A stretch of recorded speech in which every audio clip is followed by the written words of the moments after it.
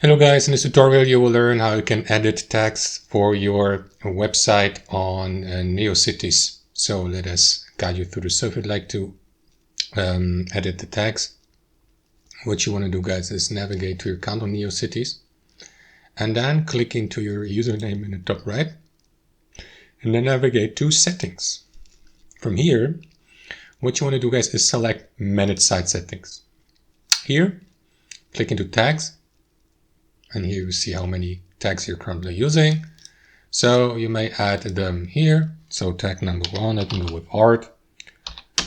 And then use that symbol here, comma, and then enter the next tag.